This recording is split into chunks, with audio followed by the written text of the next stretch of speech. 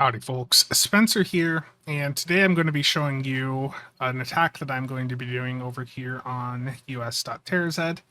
And this is not a fair attack at all. The player that I'm attacking is substantially smaller than me. My account is about 1.5 billion points. Meanwhile, they're at 24 million. So they are within range of me to attack them because the noob protection system ends at 500,000 points, which is way too early on, in my opinion. But they're within range for me to attack, but I will lose honor points for attacking them. Now, the reason that I am going through and attacking them is because they have made a mistake. They went and did a fleet save from their planet, and they did a harvest fleet save on top of it. For reference, if you want to keep your fleet safe, you're really going to want to have moons above all of your planets, and you want to use your moons to do any fleet save actions that you do. And if you're wanting to be really safe, the proper way to fleet save would be to do deployment fleet saves between your moons, because when you recall a deployment, it is invisible to sensor failings on both sides. Now, the way that I spotted this fleet was that they are doing this fleet save, a harvest one, from their planet, and they don't have a moon. You see, the sensor phalanx building can only scan planets, and if they had a moon and had done this from a moon, it wouldn't have been great on their part, but at least I wouldn't have seen it. So this was completely visible to me. It's only a couple systems away from me in Galaxy 2. I'm over at 2351, and this individual is at 2356, so it's right next to me. So I've already got this simmed out, and my two options are a light fighter plus cruiser fleet or a battle cruiser fleet. And I like to use my battle cruisers when I can, so I am going to attack them with 100,000 battle cruisers. Okay, so I am going to attack, and I already have a picture of when their fleet lands, so I need to have a fleet that lands a second or two after when their fleet will land on their planet, which is going to be about a minute from now. So when you're prepping for an attack like this, when you have something that is this visible, what you want to do is send a fleet to arrive at like a second or two after what theirs is set to land at. So in this case, their fleet is going to be landing at 084255. Now I just turned OG light on, so it messed with my times here, but that's with this current time now that it's adjusted to my time zone, that would be 074255. So in about 30 seconds, when you see this last number get to about 50, 54, 55, I'm going to hit the button to send fleet. And then we'll take a look at the failings again. Just a couple more seconds.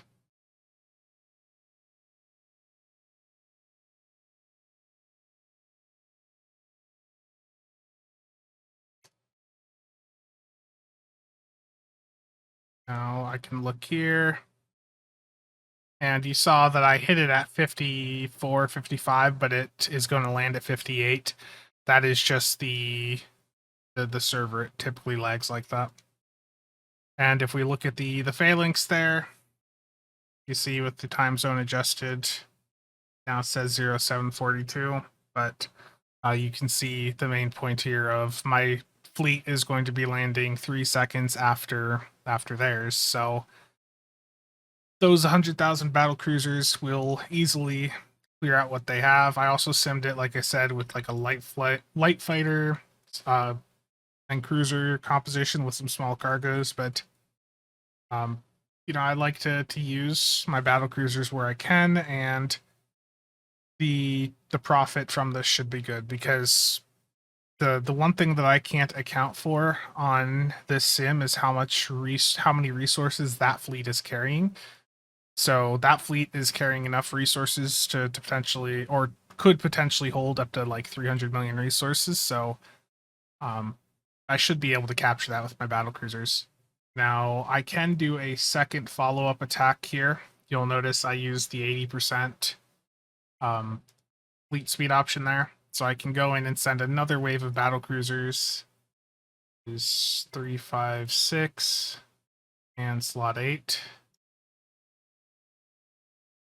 And then I can wait for the 90% time to line up. So I can create a secondary attack that'll go in and capture more of the resources. So now I just have to wait 3 minutes for that, and I'll stop this recording for right now, and I'll start it back up in a couple minutes to show you that, and then I'll show you guys. I'll start the recording back up as my attacks are about to land, so that we can see the aftermath. But I guess one thing I could do quick is get the recyclers out. So with that fleet that I'm going to be crashing, it's not much. It's going to be like 1,000 recyclers worth. And what I'm going to do, what I usually do is I usually send more recyclers than I would actually need. So I'm going to send 2,500 because I just in case like he tries to insta anything and I lose a few more battle cruisers or something like that, which I doubt is going to happen, but you always want to be safe. So those recyclers will land a couple minutes after the attack. But this isn't that big of a hit, so I'm not worried about someone coming in and scooping it up. Okay, I'll see you guys here in a few minutes. Okay, so it's been a couple minutes now. You know, I've got the recycler set up, the first attack, and I'm going to go for the second one here. So attack again. And I could have just stayed on the fleet page, but what happens is if you stay on the fleet page for more than a couple minutes, it'll usually start to be a bit wonky. The times might not be correct. So usually I like to be like refresh the page and start the process up about a minute to 90 seconds ahead of when I'm actually trying to launch the fleet. So same thing here. I'm going to wait for it to hit about 54, and then I'm going to hit the button. So it actually went through when I hit 55. And that one, you see that there's like some variability with the response times from the server. So the reason that I did that as another 100k battle cruisers is because there was a chance that it could have been first. And even though I hit it at about the exact same time as the first one, that attack is actually going to land a second before the first one that I scheduled. So if we go look here, we can see now that his harvest fleet there is going to land just 2 seconds before my attack does. So 2 seconds is not long enough to really counter. And you know, like I said, it's not really a fair fight. This individual is substantially smaller than I am here on this universe. They are ranked 113 versus my account, which is, you know, substantially larger. And military wise, I don't think they're that high up either. They're 118. So because of how inactive this universe was, had they actually been like up closer to like 100, I would have been able to have profit or like gained honor points from the hit. But because they are with outside that range of 100 military ranks away from me, I'm not going to get any honor points from the attack. Okay, so it's been about half an hour now, and the defender has come online and used all of the resources that they had on their planet, alongside using some resource packages to try and amp up the defenses on their planet and their fleet. Now, the unfortunate thing is, I did not properly time the recyclers behind this attack, which means that if I go up here, there is about a 4 to 5 minute gap between my attack and when my recyclers are going to land, and that is on me for not timing that better. And basically, alongside increasing the defenses that they had on their planet, they have also significantly ramped up the amount of recyclers they had. So this individual is very likely going to steal the debris field, and that is going to hurt the amount of profit that I get from this. Now I'm going to sim this out again, and we can compare it to how the initial sim looked. So I will go through, and I assume that what is going to happen is that these recyclers are not going to be on the planet. He's going to have them timed to go up and grab the debris field. If he's smart, he'll also have most of his other ships go up there. But I don't know what the skill level is of this exact player. So I'm going to imagine that the recyclers are not there, which means that the only ones I'll be hitting are the ones from the initial fleet. And again, that fleet had 5,000 large cargoes, 2,500 recyclers, 69 espionage probes, one cargo or one colony ship, and one pathfinder. So let's see what this sim looks like now. So I'm definitely taking a little bit more of a hit than I would have initially. Like if we go back to the initial sim, I'm only losing like 180 battle cruisers, but now I'm going to lose about 400, and I'm not going to get the debris field most likely. So whether or not I profit from this is entirely dependent now on how many resources they have on the fleet that I'm intercepting. But the fact that they've went through and insta-built so many of these resources over the past 20, or they've used so many resources to insta-build all these defenses and this fleet over the past 20 to 30 minutes indicates to me that there's probably quite a bit of res on that fleet save. So they're trying to inflict as much damage as possible. But I think that if they're going this nuts to protect their fleet, then that probably is carrying quite a bit of res on it, and I think I'm hopefully going to profit. But not getting the debris field does suck. Again, that is entirely on me for not timing that better. But we'll take a look at this again here in about 2 to 3 minutes. Okay, so we are now about a minute out from the attack, and very important to not probe the target planet or moon just before the attack. I think the cutoff is like 15 to 20 seconds. So I have one espionage probe that is going to be landing exactly 20 seconds ahead of the attack. And that'll give me one final glimpse as to what the defender has done. But again, in this case, the fleet that I've sent is too large for this specific defender to protect against. And they've left the recyclers on the ground so far. They have not launched them up. So we'll take a look here. He's not sending his recyclers up. Am I getting that debris field? Did he actually just like let me get the debris field? So he got a moon out of it. How large is this moon? 8,400? Okay, so it's not the largest. I'm going to mute the tab because the game audio is going to be really loud on this combat report. So I did get quite a few resources out of that and definitely profited. If your attack creates a moon, then it plays this video, which is quite loud, but it's a neat video. I'll link to it in the description down below if you want to take a look at it. So my fleet did overwhelm everything that he had built up there. He built those recyclers, but then he didn't use them. I don't get it. Like, he had the chance to go in and steal the debris field, and he just didn't.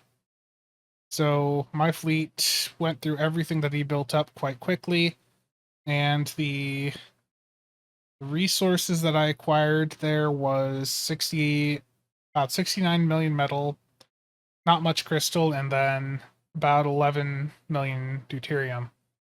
And then with the follow-up, I got another chunk of that. I could have done a third attack, but, looking at these numbers, that wouldn't have been that profitable.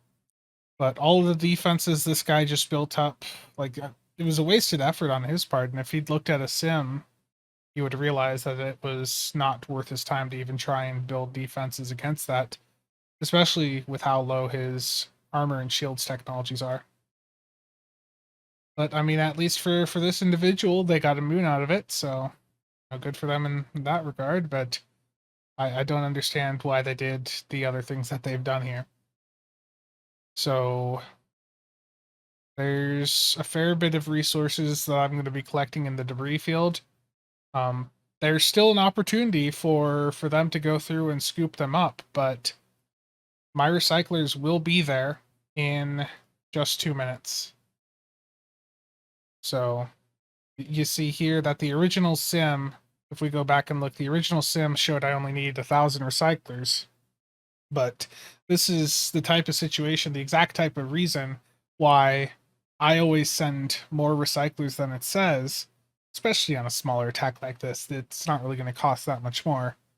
But this gives me a bit of flexibility, and I would rather send too many recyclers and not have enough res to fill them than have res sitting there that someone else could scoop up. So I would always rather just pay the extra to send the extra bit of recyclers rather than taking the risk of not getting all the resources. Okay, so the defender did end up letting me go through and get the debris field. They went through and they insta-built a bunch of recyclers, but then they didn't use them. I don't know why, but them making that mistake did end up giving me more profit because I was able to also destroy those recyclers, and my recyclers were able to go through and collect the entire debris field. Now, the defender clearly made a ton of mistakes here. They've kept their tech levels too low. They were doing an improper fleet save, being they were doing it from their planet. They went through and spent a bunch of money trying to stop me, but they clearly didn't sim it out to see that there was not really much they could do with the resources they had available. And then they misplayed by not sending the fleet that they had on the planet somewhere else when my attack landed. And then, of course, they made the mistake of not collecting the debris field. So there was quite a bit of a debris field there because they built up a ton of extra fleet on top of that. And profit-wise, let's take a look at what I ended up making out of that. So in the end, I got 118 million metal, 5.8 million crystal, and about 7.9 million deuterium. And for reference, I did end up spending about 20 million deuterium sending out all the fleets that I sent out. So I'm not really in the positive there, but overall, with all the resources that I acquired, the entire attack was quite profitable for me. In addition, I was able to get the defender to burn through a ton of their resources. And, if you can get people to burn through a bunch of the items they have, or make them utilize their dark matter to try and stop you on an attack like this, then that's a nice secondary perk because you are making it more expensive for the defender to try and defend themselves in the future without putting more money into the game. So overall, I think the attack was quite good. My losses weren't really that much, like 500 to 600 battle cruisers, and I can go over and rebuild those quite quickly with the resources that I already have on hand. So basically, negligible losses for me. But the defender definitely did some questionable things during this attack, and hopefully they can learn from these mistakes that they made. Hopefully they can go through and ramp up their combat techs.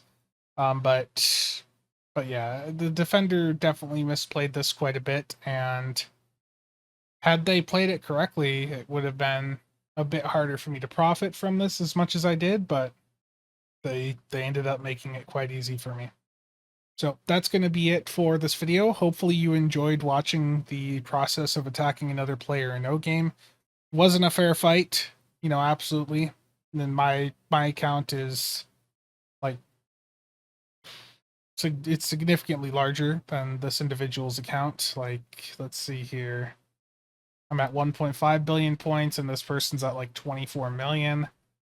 So my account's like 62 times larger. So not a fair fight at all. But even as a small player, there are ways to prevent someone like myself from being able to have a hit so easy on them. Again, this entire thing happened because they made the mistake of fleet saving from their planet and not from a moon. And while they didn't originally have a moon above this planet, they did have one above some of their other planets. That's going to be it for this video. Thank you all for tuning in, and if you enjoyed this content and want to see more attack videos like this, please let me know down below. If there's a different format you'd like me to do for these, then I'd be curious to hear about it. Thank you for watching, and see you guys around.